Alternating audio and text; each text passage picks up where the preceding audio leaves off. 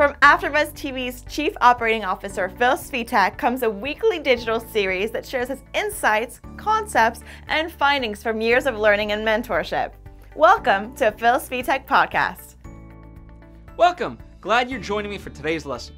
By way of introduction, I'm Phil Svitek, and I've been with AfterBuzz TV since its inception back in 2011. For those unfamiliar, AfterBuzz TV is a leader in TV discussion. In fact, we've been dubbed the ESPN of TV talk. Today's lesson will teach you how to be more effective, both personally and professionally. First, let me ask you a question. I promise there's a point.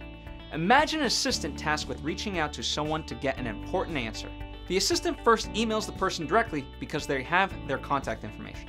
But no answer comes, so instead they call the person's office. So now the question is, has the assistant done his job? We'll wait while you think about the answer. In fact, write in the comment section below. Got it? All right, back to Phil. Now, if you said it was a trick question, then guess what? You're correct.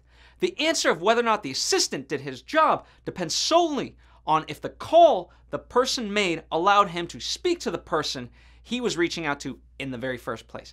That, and if the assistant got the answer to the question needed. This is not the first time you've forgotten something important. It's not the first time this week. And it worries me when someone feels they have to go over your head and come to me. Snitches. Do you know, I've never seen you write anything down. You've got 2 computers. I don't even know what you use them for. You've got to have some sort of system. It's all up there. Yeah, but it's not all up there, is it? Most of it is. I see this sort of thing happen a lot, and not just with assistants. An employee gets tasked with something, does it to the best of his abilities, but comes back empty-handed. In my experience, employees get scolded for this and then wonder why. Wonder why? Really? Stop and think about it. Come on. The why is quite simple. They get scolded because they didn't actually accomplish the tasks. Look, I get the impression you'd rather be popular than steer the ship in the right direction. Well, rubbish. And I resent the accusation because this branch has performed very well. It's performed okay. I wanted to perform a lot better. There you go. What is better? Because I could show you a graph of people versus task and where does the line go. The line goes where I want it to go. Now, if you can't improve your margin and your volume sales, with or without making people laugh, if you can't do that, you and I are going to have a very serious chat. Is this why you're around all the time, keeping tabs on me because I don't need a babysitter? Well, with respect, David, I think you do. Millennials especially have been praised solely on the basis of their participation and effort. What are you doing? That expert at the school said trophies are bad for kids. It's all part of grit. No. My trophies were earned. Even the soccer one? I went to most of the practices. You might have heard it once, you might have heard it twice, but here it is again. In the real world, work and otherwise, participation isn't the primary metric. Successfully completing tasks is the primary metric. In his book, The 4-Hour Workweek, Tim Ferriss writes that Effectiveness is doing the things that get you closer to your goals. Efficiency is performing a given task, whether important or not, in the most economical manner possible. Being efficient without regard to effectiveness is the default of the universe. a door-to-door salesman nowadays may be efficient at selling magazines, but you gotta ask yourself, is it indeed the most effective way of going about selling magazines at the highest volume? Probably not. Then again, you can do something effectively and be inefficient. This oftentimes ends up costing you or the company money and lots of time. Therefore, the last part of Ferriss's quote is key. In an ideal scenario, you want to be both effective and efficient. Here are 4 quadrants available to us when we look at efficiency and effectiveness. In the worst quadrant possible, we're both ineffective and inefficient. We're not only pursuing the wrong goals, but we suck at going about them. It's as if we were going in a race in the opposite direction at a snail's pace. You're going the wrong way! He says we're going the wrong way. Oh, he's drunk. How would he know where we're going? Yeah, how would he know? Thank you. Thanks a lot. The next worst quadrant is being efficient at something without effectiveness. It's number 3 on the list because you're not actually getting anything done. You're pursuing something, of course, but it's the wrong goal. So we backtracked a tad. A tad, Lloyd? yourself almost a sixth of the way across the country in the wrong direction! Now we don't have enough money to get to Aspen, we don't have enough money to get home, we don't have enough money to eat, we don't have enough money to sleep! The number 2 quadrant is doing something effectively, but not being as efficient about it. If you can't do things as both effectively and efficiently as possible, then at least do them effectively with inefficiencies. This way you ensure the right tasks are indeed done. Now, of course, the holy grail in this is doing something where you're both effective and efficient. You have chosen wisely. Here's another scenario for you taken from Tim's book. A person who checks emails 30 times a day and has an organized folder system isn't as effective as someone who knocks out his or her emails very fast and then is able to get back on track to their work projects. Now, this is not a license to be sloppy or disorganized, not by any means. As mentioned, you should be effective and efficient. But in this case, the person who is able to respond to emails quickly probably does have a system to ensure that nothing is lost in the shuffle, whether that be now or in the future. I feel the real reason why people and companies become ineffective is because goals are either too poorly defined or are lost in a sea of other metrics and goals. Have you ever heard the term KPI? It stands for Key Performance Indicator. The metric above all else that showcases the health of any venture. Quite literally, the goal. Let me use sports as an analogy, specifically soccer. The past World Cup in Russia, the 2 previous World Cup winners in Spain and Germany absolutely dominated both possession and passing percentages. Spain averaged close to 70% possession with a 91% passing completion rate. Germany had slightly less than Spain, with 65% in possession and 89% in passing. On paper, 2 great stats in 2 great categories. But the only metric that truly matters in soccer is goals scored against your opponents. And that's where both Spain and Germany failed while France succeeded. Which, by the way, congrats to France for winning the tournament. I had an instinct about them and they didn't disappoint. So kudos to them. Anyways, the point is that to be effective, which, like Tim Ferriss, I urge you to let that become your first goal in anything you do. You must define for yourself, and of course others, what it is that matters most. What is the thing above all things that will propel you or the business forward best? Steady job and a couple extra potatoes, that's all I want.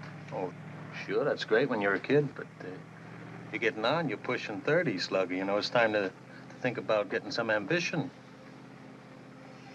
Well, I always figured I'd live a little bit longer without it. Now, of course, it can alter, and it should.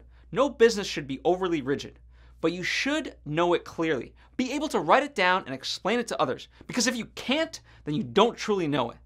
This is actually a lesson Christopher Robin, who ironically is an efficiency expert for his company, learns from Winnie the Pooh in the latest Disney movie. I recommend you check it out because it's a wonderfully, wonderfully magical film that I absolutely loved. If you want more of my thoughts on this movie, check out Anatomy of a Movie, another weekly series I host. Now, I could go on and on with other examples, but I won't. He's not kidding. He could go on and on and on. However, we feel it's best if you comment with some of your own scenarios. That way, we can read and respond to see if you truly understand the difference. A quiz, if you will.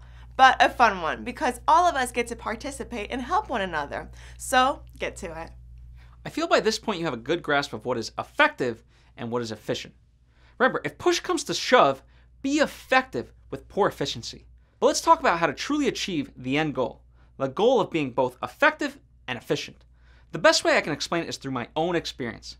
In the early days of AfterBuzz TV, when podcasting was barely a hobby for people, let alone an industry, we struggled to find ways of being effective.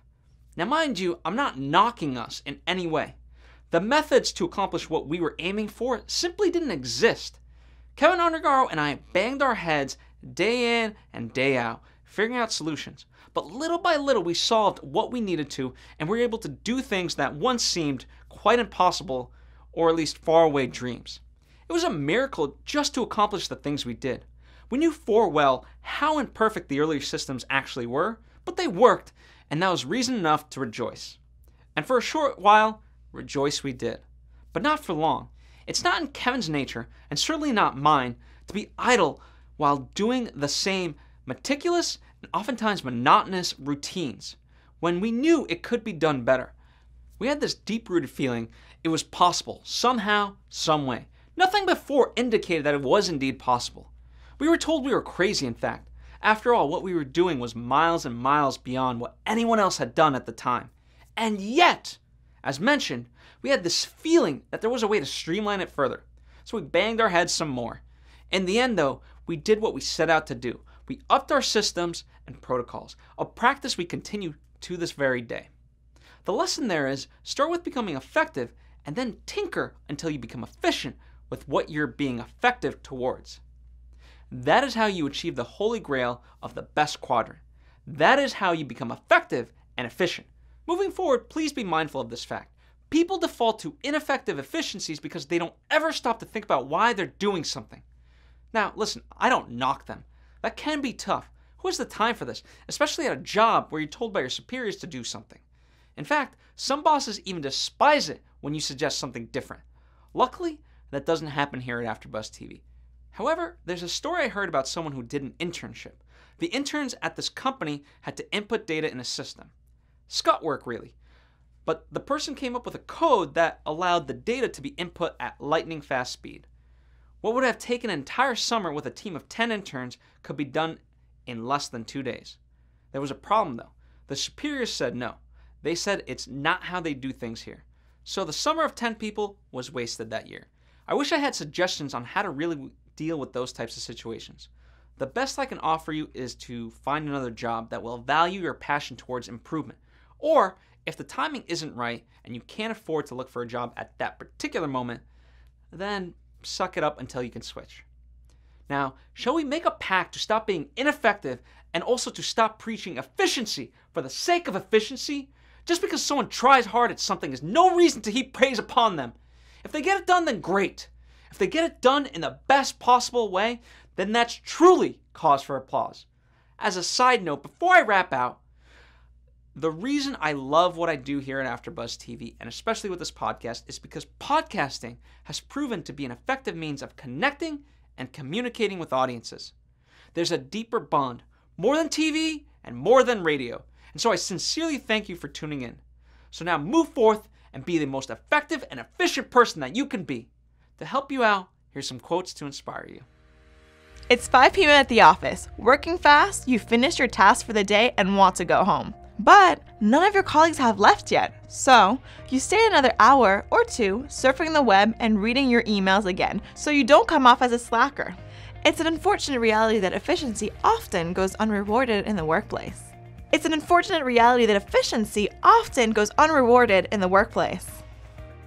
As a leader, you must consistently drive effective communication. Meetings must be deliberate and intentional. Your organizational rhythm should value purpose over habit and effectiveness over efficiency.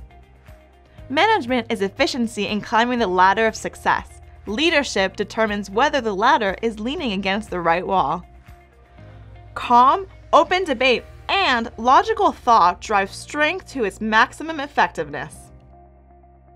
Teaching is hard. It takes a lot of skill. Not everyone who tries can do it well. We need to admit that and act accordingly.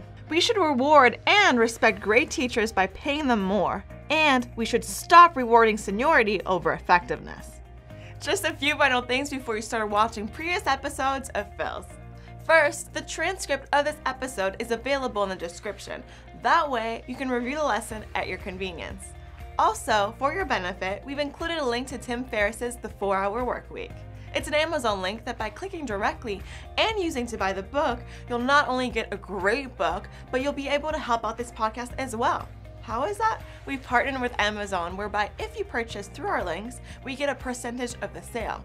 That's at no increased cost to you. It's a win-win. If you'd like to support the show even more, you can go over to patreon.com/Svitek and leave a donation. Any amount is truly appreciated. And be sure to leave any opinions or questions you may have so Phil or I can reply. We're always excited to read what you have to share with us.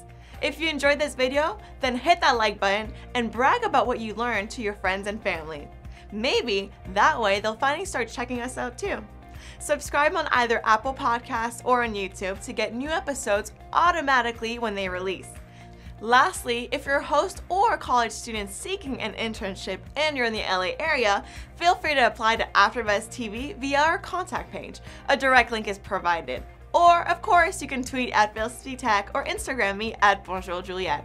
Thanks for watching. I'm Jill Bear, a producer on the show, and we will see you next time where Phil teaches us what negative visualization is and how it can benefit you. That makes what? How could... Okay, well, I'm definitely tuning in because I don't know how that makes sense, but I will learn next week. Bye, guys.